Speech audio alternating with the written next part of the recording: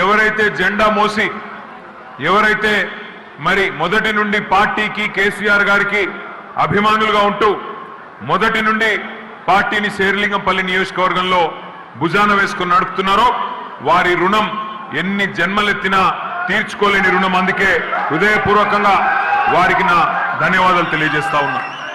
గులాబీ జెండాను గుండెల్లో మోస్తూ నెత్తురు చెమట ధారపోసిన నిస్వార్థమైన మా అన్నదమ్ములకి అక్క చెల్లెలందరికీ హృదయపూర్వకంగా మళ్ళీ ఒకసారి అభినందనలు.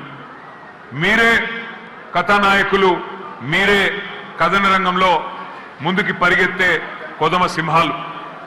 మీరు లేనిదే ఏ నాయకుడు లేడు, ఏ పార్టీ లేదు. మీరే పునాది రాళ్ళు, మీరే నాయకుల్ని పుట్టించేది కూడా మీరే. మీరు పదవుల కోసం జెండాలు పట్టుకోలేదు, పదవులు రాలేదని పార్టీని వదిలిపెట్టి వెళ్ళలేదు. పార్టీ గెలిస్తే మీరే గెలిచినట్టుగా ఫీల్ అవుతారు. అదే పార్టీ ఓడితే నేనే ఓడిపోయినా అని చెప్పి బాధపడతారు.